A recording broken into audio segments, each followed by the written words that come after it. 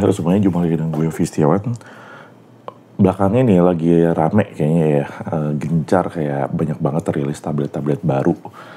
Sebenarnya jadi seru sih sebenarnya dengan orang yang punya banyak banget tablet gitu ya.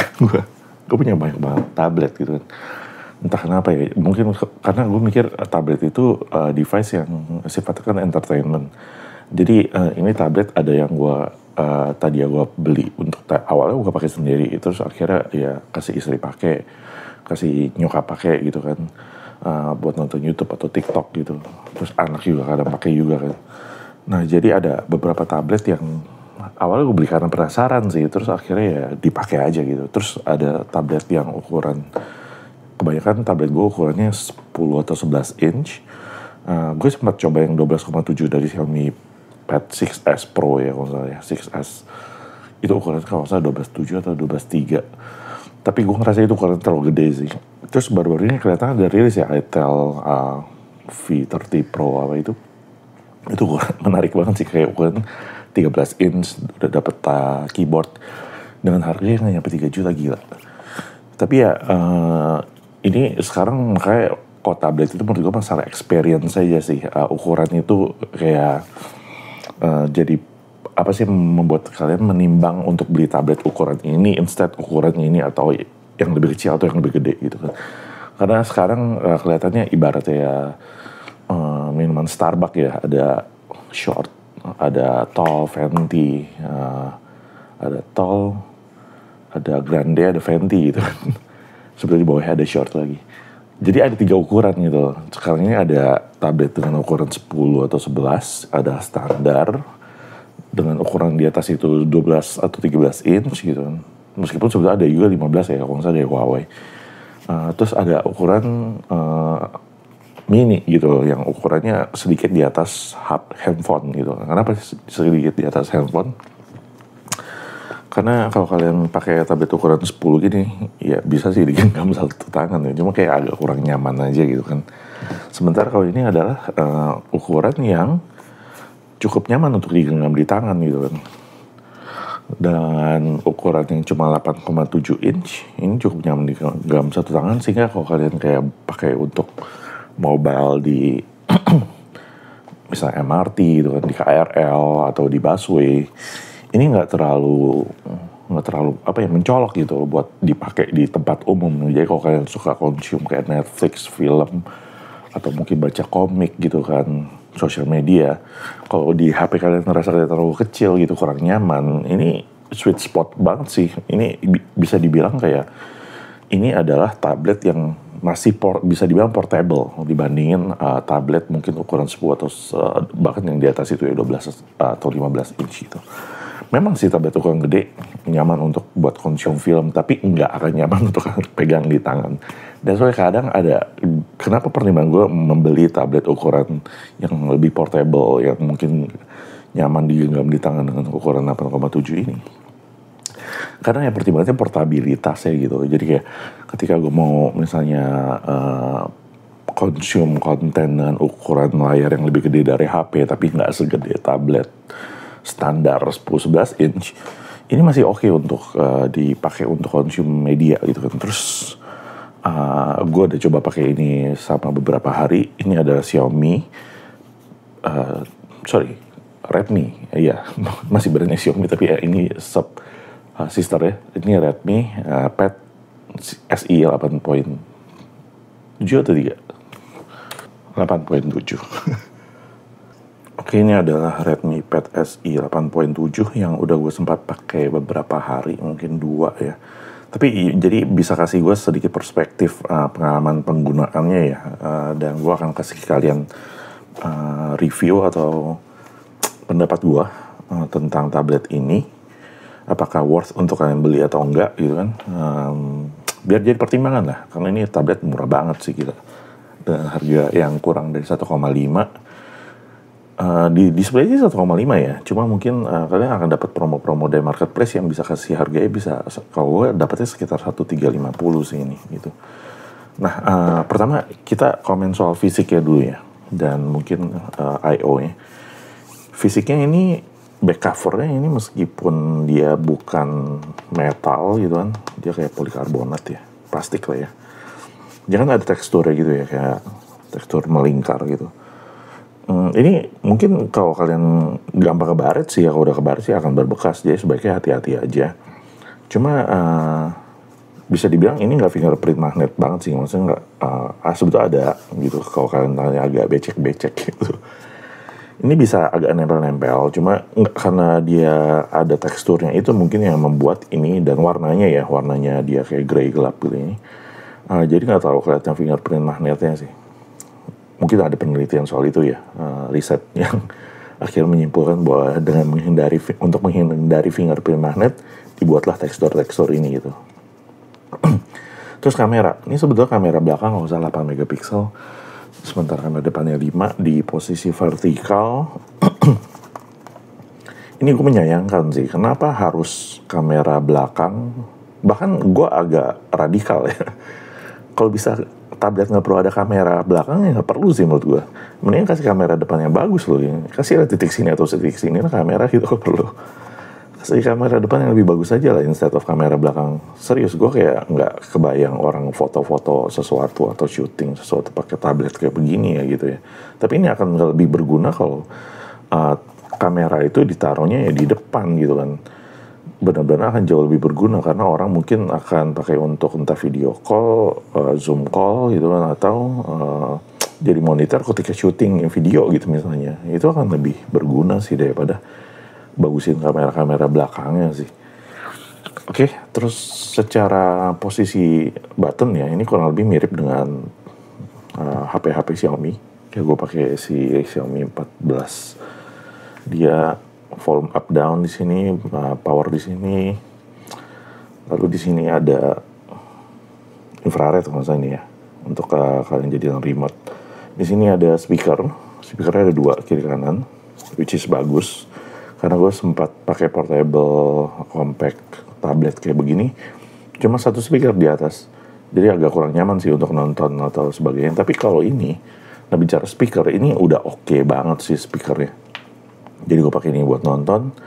Suaranya cukup clear, jelas, bahkan hampir mungkin menyamai tablet-tablet si Xiaomi yang ukurannya lebih gede gitu.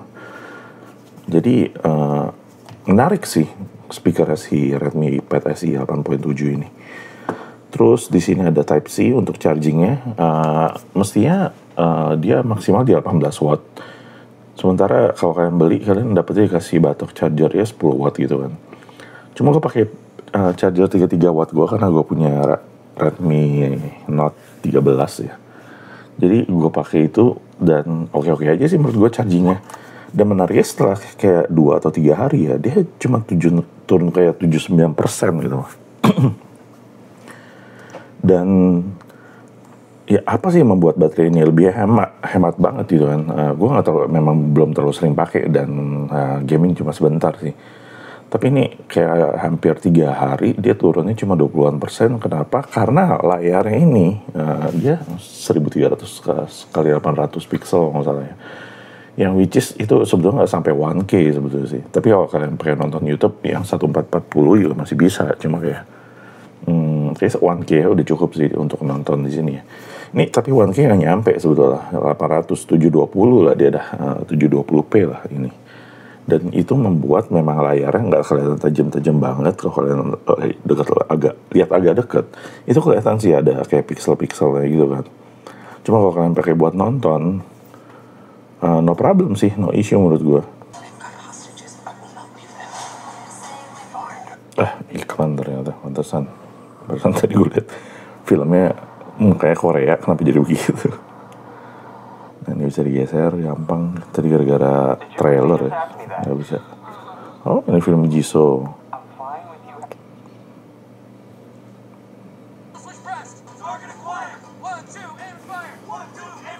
Coba gede nih. Target spotted! Target spotted! Handle switch press! Target acquired! 1, 2, aim and fire! 1, 2, aim and fire! Shoot, shoot, shoot!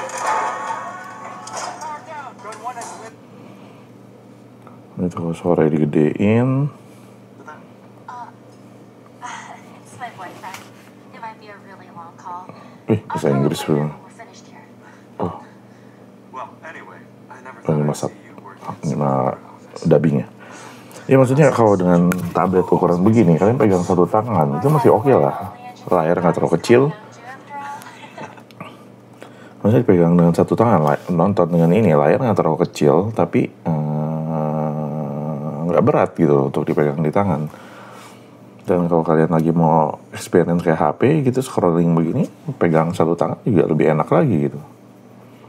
Nah, experience ini. Terus dia punya audio jack 3.5 yang buat kalian kalau mau nonton ini lebih ringkas sih menurut gue daripada harus pakai tablet-tablet yang pakai nggak ada audio jack ini, sehingga harus connect bluetooth headset gitu kan. Yang agak kurang nyaman kadang. Bluetooth headset kita kan baterainya habis dan sebagainya gitu kan. Nah sayangnya gue belum dapet casingnya ya ini, jadi gue nggak punya casing, jadi pakai begini aja. Dan ada yang tanya ya, kayak switch dari aplikasi ke aplikasi ini di sini lemot nggak sih gitu kan? Tuh gue kasih kalian lihat. Dari sini ini ada TikTok. Aku pakai yang TikTok Lite aja sih. Tuh. Mau yang nggak Lite nih, coba buka.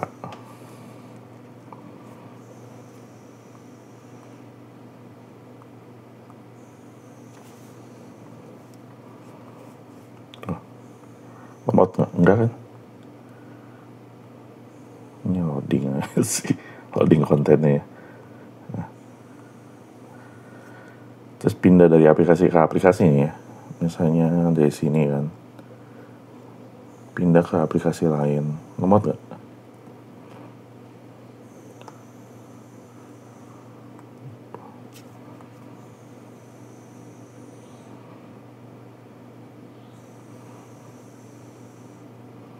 Temen YouTube musiknya misalnya.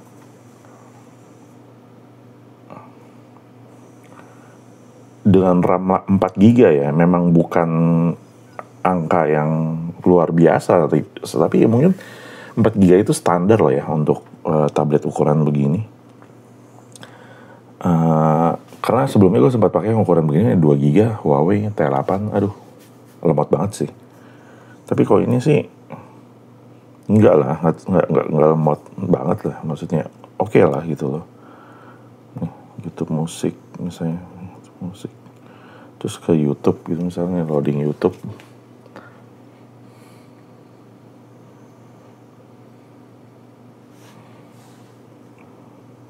Sih, oke lah ya.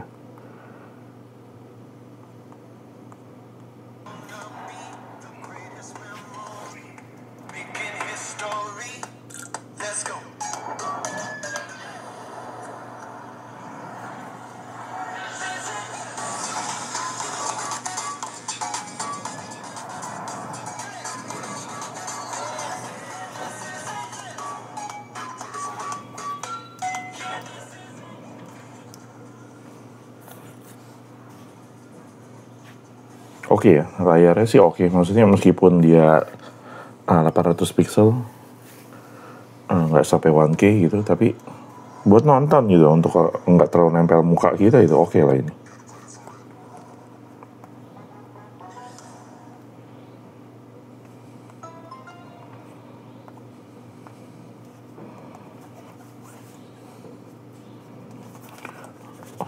Ya, begitulah Redmi Pad SE 8.7.